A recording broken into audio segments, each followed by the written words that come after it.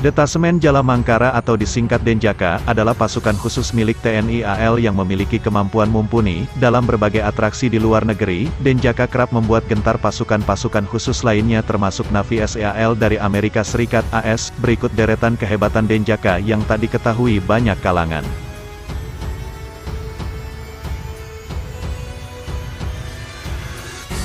Denjaka salah satu orang-orang pilihan, satu personel saja sama dengan 120 TNI biasa, sebagai pasukan khusus yang dibentuk oleh TNI AL, para personel Denjaka memang merupakan orang-orang pilihan dan terbaik di satuannya. Wow, gimana menurut kalian satu personel saja setara dengan 120 prajurit TNI biasa loh.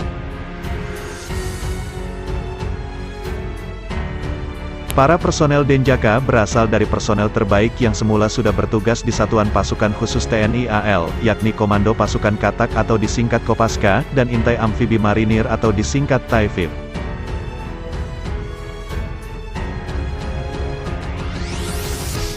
Kemampuan satu personel Denjaka digadang-gadang setara dengan 120 tentara TNI biasa. Tugas utama pasukan elit ini adalah menanggulangi semua aspek teror, terutama yang terjadi di wilayah perairan Indonesia.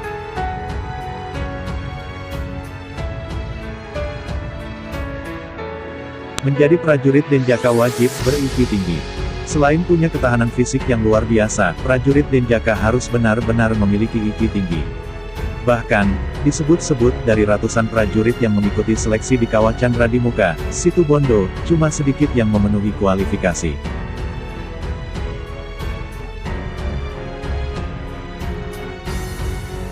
Pasalnya, Denjaka ini memang bertugas dalam penyusupan di daerah operasi, maka mereka harus dibekali kemampuan intelijensi yang mumpuni agar bisa mengatasi masalah dengan cepat, baik secara individu maupun secara kelompok. Saat proses pendidikan pun, calon anggota Denjaka hanya mendapatkan teori di dalam kelas 20%. Sisanya, calon prajurit Denjaka akan berlatih langsung di dalam hutan, laut, dan udara.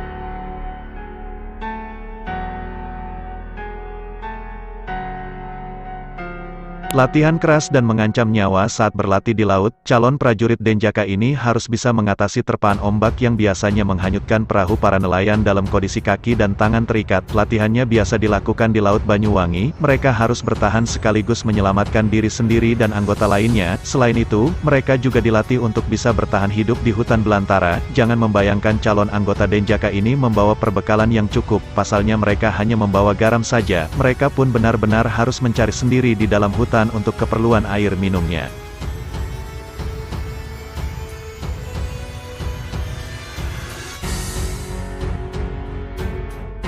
Biasanya, proses pelatihan di hutan ini dilakukan di alas purwo. Saat bertahan hidup selama berhari-hari, mereka kadang memutuskan untuk berburu binatang buas, seperti ular. Mereka juga harus pandai menggunakan kompas dengan tepat sasaran. Proses pelatihan menggunakan kompas akan dilakukan di Banyuwangi sampai ke Surabaya. Selain pelatihan di laut dan darat, prajurit Denjaka juga harus melakukan pelatihan udara. Bukan pada siang atau sore hari, calon prajurit Denjaka saat pelatihan harus melakukan terjun bebas di malam hari.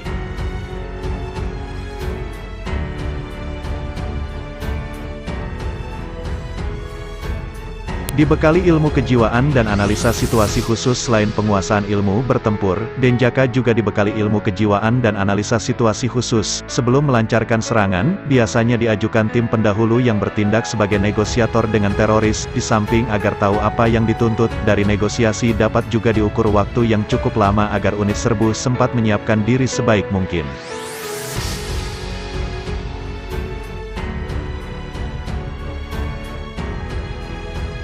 Tak hanya itu, para negosiator juga bertugas membaca kemampuan, kekuatan, tipu muslihat, sekaligus kelemahan teroris. Bila upaya negosiasi berujung pada kebuntuan, unit serbu segera dikerahkan. Unit ini terbagi atas 3 tim, yakni tim atas air, bawah air, dan lintas udara. Masing-masing tim beranggotakan selusin prajurit dengan spesialisasi beragam, mulai dari penjinakan bahan peledak, medis, komunikasi elektronik, dan teknologi informasi.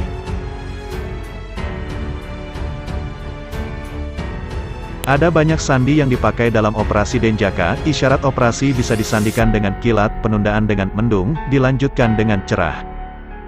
Lumpuhkan musuh dalam 15 menit. Waktu yang dibutuhkan oleh ketiga tim serbu Denjaka sejak masuk ke lokasi sasaran, menggelar serangan dadakan hingga evakuasi personel biasanya tak lebih dari 15 menit. Layaknya satuan anti-teror, tim serbu mengandalkan persenjataan yang cukup mumpuni dalam pertarungan jarak dekat, beragam pistol otomatis, granat asap, granat kejut, hingga senapan mesin ringan, masuk dalam inventaris.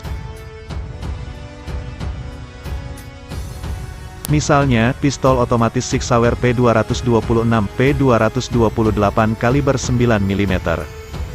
Pistol mitraliur Uzi kaliber 9 mm. Senapan otomatis MP5 dengan beragam variannya dan senapan tembak runduk SG550 kaliber 5,56 mm.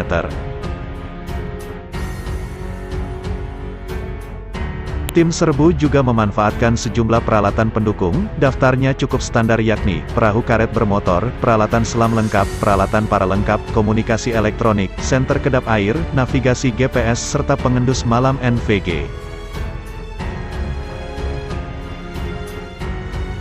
Tak hanya operasi anti-teror dan anti-sabotase, Denjaka dapat pula dilibatkan dalam operasi rahasia jenis lain, berdasarkan perintah langsung Panglima TNI. Meski begitu, keberadaan satuan ini terkesan dirahasiakan, bahkan penugasannya pun acap kali tak diakui ataupun tercatat resmi oleh Markas Besar TNI.